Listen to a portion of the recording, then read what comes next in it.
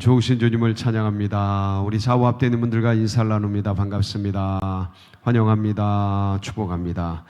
오늘도 선하신 주님께서 우리들에게 일용할 양식을 부어주시고 함께 하실 줄 믿습니다. 우리 그런 기대를 가지고 사도행전 9장 말씀 함께 나누도록 하겠습니다. 오늘은 베드로의 복음 전도의 내용이죠. 베드로가 복음을 전파하고 그리고 영혼들에게 주님의 은혜를 나누는 그런 장면이 되겠습니다. 참 베드로가 전한 오늘 두 부분이 나오죠. 하나는 루다에서 전하고 또 하나는 요빠에서 이렇게 기적과 이적을 행하는 모습을 볼 수가 있습니다. 특별히 루다에서는 애니아라는 한 여인에게 이제 하나님의 은혜를, 하나님의 기적을 베풀게 되는데, 이 애니아가 어떤 사람이었냐면 병들어 있었죠. 한번 보실까요? 33절 말씀입니다. 33절 시작. 거기서 애니아라 하는 사람을 만나매 그는 중풍병으로 침상 위에 누운 지 8해라. 그 32절에 보면 베드로가 성도들에게 갔다고 표현되어 있습니다. 그러니까 이 애니아도 주님을 믿는 사람이 되겠습니다. 성도들에게 내려갔고 그 중에 이제 애니아라고 하는 여인이 중풍병으로 이제 고생하고 있는 모습을 이제 보게 된 거죠. 이게 삶을 살다 보면 여러 가지 일들을 당하는데 그 중에서 가장 괴로운 것이 인생을 괴롭게 하는 것이라고 한다면 병이 드는 겁니다. 병이 드는 것이고 그 중에서 병 중에서도 가장 사람들이 두려워하는 게 중풍병과 치매입니다. 물론 다른 병들도 고통이 있고 아픔이 있지만 이 중풍병과 치매는 모든 사람들이 되게 두려워하는 그런 병입니다. 왜냐하면 일단 정신이 있는데 중풍병이 들면 몸을 못 움직이고, 그리고 치매는 몸은 괜찮을 수 있는데 정신이 나가는 거라 이 두 개가 왔다 갔다. 이렇게 중풍병이 걸리면 정신은 있는데 몸이 못 움직여지고, 치매는 몸은 괜찮은 것 같은데 정신이 왔다 갔다 하고, 이래서 되게 고통스럽고 산 사람을 어렵게 하는데, 이 여인이 침상에 누운 지 8년이 된 거죠. 그러니까 이거는 인생의 문제를 끌어안고 있는 사람들, 이게 성도라고 했잖아요. 인생 문제에 부딪힌 성도. 이런 분들에게 참 하나님께서 이 베드로를 보내셔서 치유하는 사건이고 회복하는 사건인데, 여러분들 이런 은혜가 우리 인생 문제를 만난 모든 백성들, 특별히 성도들에게, 우리 모두에게 정말 주님의 축복과 은혜가 일어나기를 축원합니다. 그래서 이제 베드로가 이제 그 애니아를 만났죠. 만나가지고 어떻게 이제 치유의 사건이 일어나냐면 34절인데 한번 보실까요? 시작. 베드로가 이르되 애니아야, 예수 그리스도께서 너를 낫게 하시니 일어나 내 자리를 정돈하라 한데 곧 일어나니. 누가 낫게 하셔요? 예수 그리스도께서. 베드로의 한결같은 고백이죠. 예수 그리스도의 이름, 예수 그리스도의 능력, 그것이 이런 기적과 이적을 행한다. 사람의 개인의 경건과 능력이 아니라 주님의 이름의 능력이다 하면서 늘 붙잡고 살았던 게 예수 그리스도의 이름입니다. 우리 모두도 이 베드로처럼 그 이름을 붙들고 승리하고 나아가는 그런 복된 성도님들이 되시길 축원합니다. 어떤 일이 일어날 때 인생의 큰 문제일 수도 있고 또 작은 문제일 수도 있는데, 그때마다 주님 붙들고 그리고 그 이름을 힘입어서 일어날 때 작은 기적부터 큰 기적까지 일어나게 되는 거죠. 그래서 애니아가 벌떡 일어나게 됩니다. 근데 거기 보면 장소에 대한 이야기들이 있죠. 35절입니다. 35절 시작. 루다와 사론에 사는 사람들이 다 그를 보고 주께로 돌아오니라. 어디와 어디에 사는 사람들이요? 루다와 사론에 사는 사람들. 그러니까 이게 이 장소를 왜 기록하고 있냐면, 많은 백성들이 주님께 돌아왔다라는 의미도 있지만, 이게 지금 뭔가 시그널을 주는 겁니다. 신호를 주는 건데 이 룻다와 사론이 어디쯤이냐면 지도를 보면 이렇게 되어 있습니다. 예. 룻다가 어디쯤이냐면 이게 보일까 모르겠네요. 이게 잘 안 보이는구나. 예. 예, 여기입니다. 예루살렘에서 이제 바로 옆에 있고, 그다음에 사론은 저 위쪽에 있죠. 예, 위쪽에 있는데 그분들이 이제 소식을 들은 거예요. 아마도 이 룻다에 살았던 애니야의 병고침을 들었던 뭐 친척이나 아는 분들이나 그런 어떤 지인들이 되겠죠. 그래서 그 애니야의 병고침 소식을 듣고 룻다와 사론에 있는 사람들이 주님께로 이제 돌아오게 됩니다. 이 애니야를 고치고 나서 요바에 살고 있었던 다비다라는 여인이 있었는데, 이 요바는 룻다 바로 곁에 있죠. 곁에 있는데 이 요바에 다비다라는 사람이 있었는데 이분이 선한 일을 많이 했어요. 근데 이제 돌아가신 거예요. 주님의 제자인데 돌아가셨어요. 그래서 저 요바에 살고 있었던 사람들이 룻다에 베드로가 있다는 소식을 듣고 가서 초청을 합니다. 모시고 오죠. 그래서 이제 또 다른 기적이 일어나게 되는 장면인데, 그 장면을 36절에는 이렇게 보고하고 있습니다. 같이 보실까요? 36절 시작. 요바에 다비다라 하는 여제자가 있으니 그 이름을 번역하면 도르가라. 선행과 구제하는 일이 심히 많더니. 예, 이름이 다비다라고 하고요. 또 도르가라고도 이제 불리우는 여제자입니다. 예, 여제자.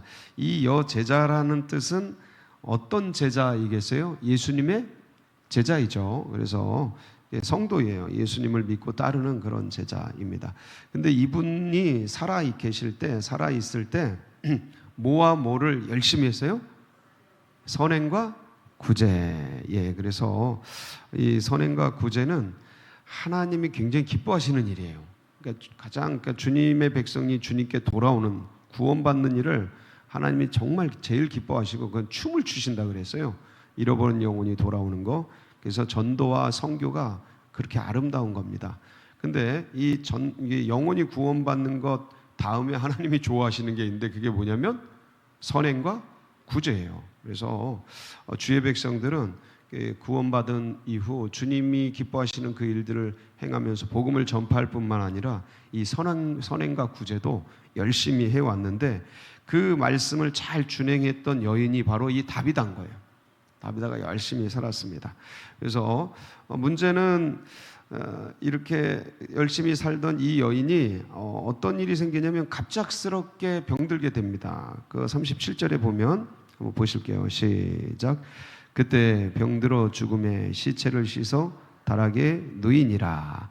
여러분, 이 여인이 일찍 돌아가셨겠습니까? 아니면 나이가 들어서 아주 연세가 지긋해서 술을 다 누리고 돌아가셨겠습니까?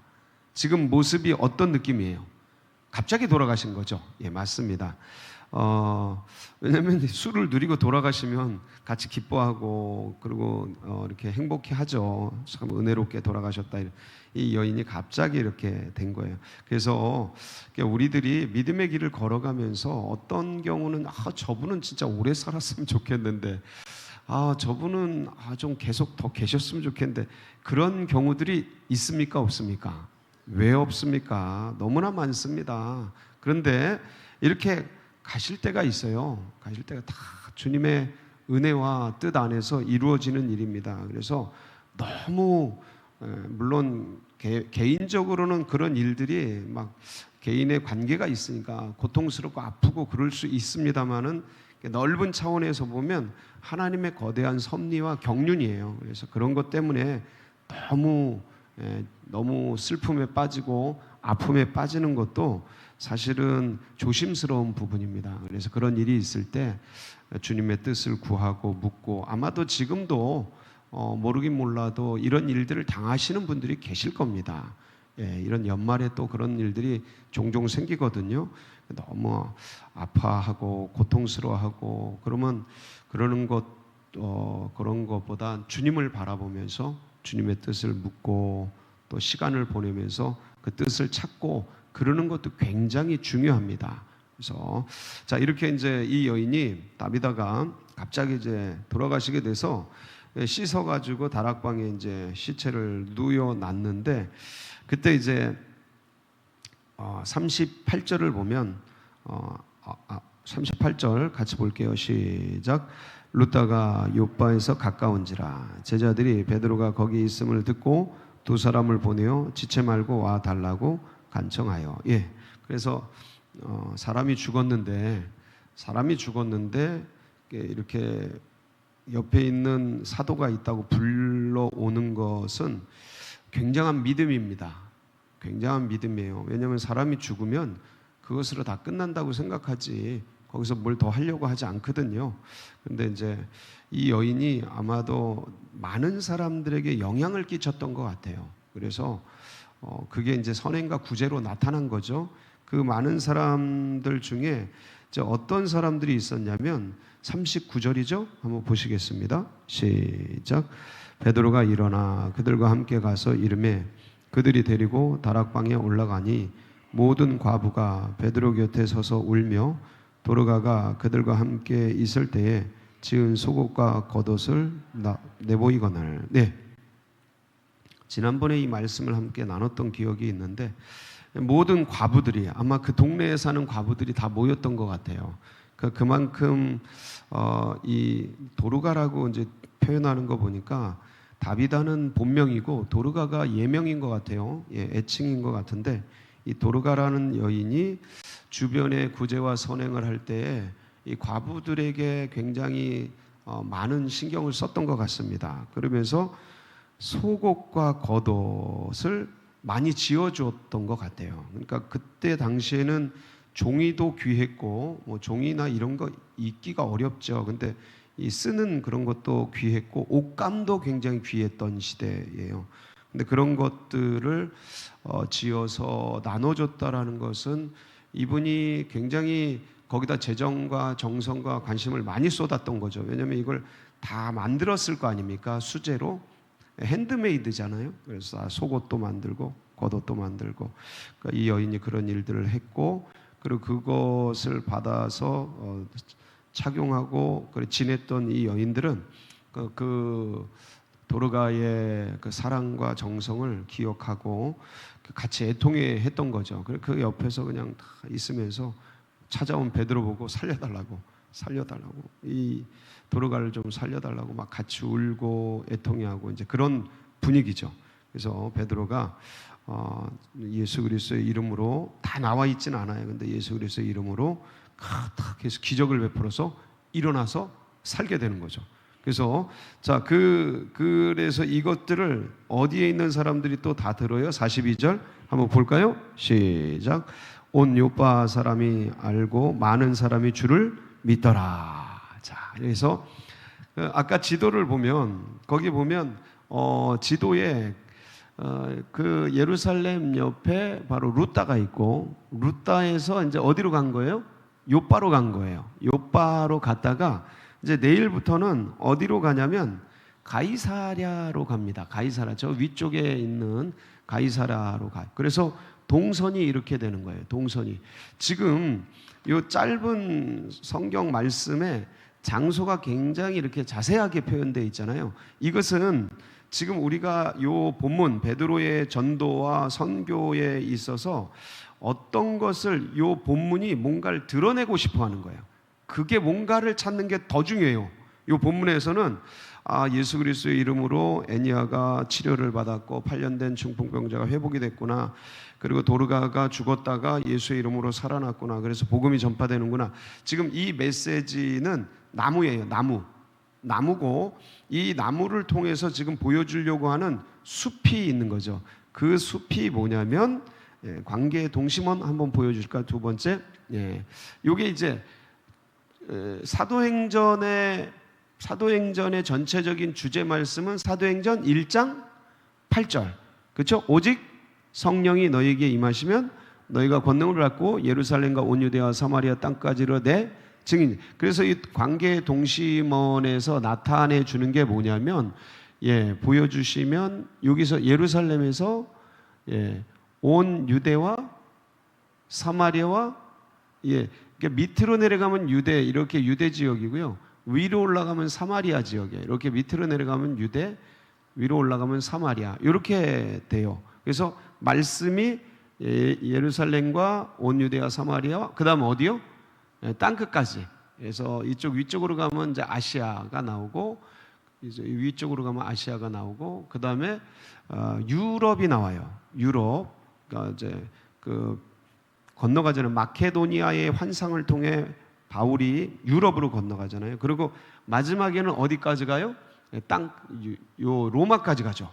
여기가 땅 끝이에요. 이 당시에 세계를 정복하고 있는, 다스리고 있는 로마까지 1차, 2차, 3차, 4차 여행을 통해서 이제 가게 되는데, 그래서 이제 이 말씀이 사도행전 주제 말씀이 되어서 사도행전 2장에 보면 오순절에 성령이 120문도에게 임하게 되죠.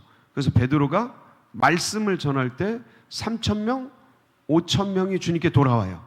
그래서 일이 많아지고 성도가 많아지니까 그때 이 사도들이 12사도가 7 집사님을 세워요.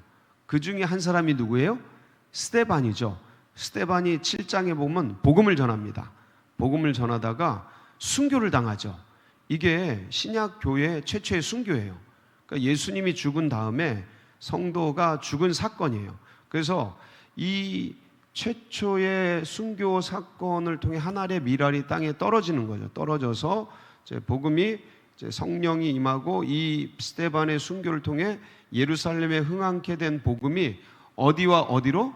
유대와 사마리아로, 유대와 사마리아로 이제 복음이 전해지는 거예요. 그리고 어제 우리가 나눈 말씀, 어제와 그제 나눈 말씀이 뭐냐면 이제 사울이 주님께로 돌아오는 장면이에요. 돌아와서 이제 복음을 다메섹에도 전하죠. 다메섹에도 전하고, 그리고 오늘 이제 베드로는 아까 보여주신 말씀대로 루다와 요빠와 가이사랴까지 가서 이제 복음을 전하는 거예요. 그러니까 이 복음들이 지금 말씀이 떨어져서, 그리고 순교의 피가 떨어져서 사방으로 전해지는 과정을 보여주고 있는 겁니다. 자, 근데 여기서 우리가 놓치지 말아야 될 게 뭐냐면, 그러면 주님의 복음이 전파되고 있는데 성령께서 이 일들을 행해가고 계시거든요. 누구를 쓰냐, 이거 누구를, 그게 제일 중요해요. 그러니까 성령이 제일 중요한데 우리 인간 입장에서는 누구를 사용하느냐가 제일 중요해요. 자, 성령의 역할을, 교회를 세우고 성령의 역사를, 복음의 전파의 역사를 행해 가는데 누구를 사용하느냐? 그러니까 어부 베드로를 쓰는 거예요. 그리고 박해자 바울을 쓰는 거예요. 그러니까 이게 뭐냐면, 이건 무슨 말씀을 드리고 있냐면, 위대한 사람이 복음을 전하는 게 아니고 복음을 전하는 사람들이 위대한 거예요. 다시 한번, 이게 우리는 그러니까 성경에 나오니까 막 이분들이 원래부터 막 위대하고 엄청나고 막 대단하고 막 천재적이고 그럴 것 같잖아요. 전혀 그렇지 않아요. 전혀.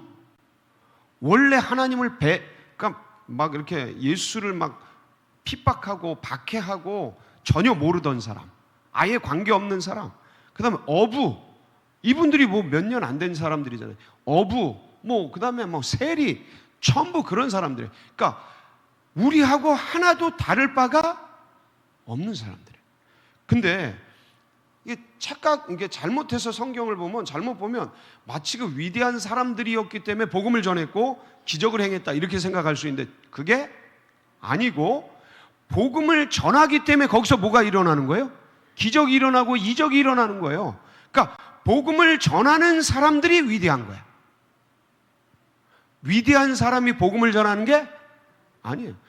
우리는 개인의 경건과 능력이 그 일을 하는 게 아니에요. 물론 개인 경건도 하고 주님께 능력도 받고 그래야죠. 근데 개인의 경건과 능력이 복음을 전하고 주님의 나라를 전파하고 이게 아니고, 성령이 그 일을 하는데 거기에 붙잡혀서 쓰이는 사람들은 아주 평범한 사람들이고 오히려 약한 사람들이었더라. 그래서 주님이 강한 자를 쓰시는 게 아니고 약한 자를 들어서 강한 자들을 부끄럽게 하시는 이 놀라운 경륜을 오늘 우리는 이 말씀을 통해서 볼 수가 있는 겁니다. 사랑하는 성도 여러분, 이게 성령의 능력이에요. 오늘도 그 능력에 사로잡혀서 위대한 일들을 행해가는 그런 복된 성도님들이 다 되시기를 주의 이름으로 축복합니다. 같이 기도하시겠습니다. 감사하죠. 우리에게 이게 위로가 되는 겁니다. 하나님이 위대하시기 때문에 우리를 위대하게 만들어 가시는 거지, 우리가 위대하기 때문에 뭔 일을 행하는 게 아니라는 거 너무 감사하고, 이 성령의 위대함을 따라서 오늘도 우리도 위대한 일을 계속해 나가는 복된 날이 되기를 바라면서 연약한 환우들, 고난받는 분들, 연로하신 우리 성도님들 위해서 기도해 주시고, 그리고 연말 마지막 은혜 중에 잘 마무리할 수 있도록 기도해 주시고, 그리고 둔촌동 시대가 활짝 열리고 둔촌 아파트 예비된 영혼들이 주님께로 돌아오도록 올포단이 정말 은혜 속에서 잘 활동할 수 있도록 참여해 주시고 기도해 주시고, 여러분 각자의 기도 제목 붙들고 우리 주여 부르짖고 기도하며 나갑니다. 부르짖습니다. 주여 주여 주여. 할렐루야 할렐루야.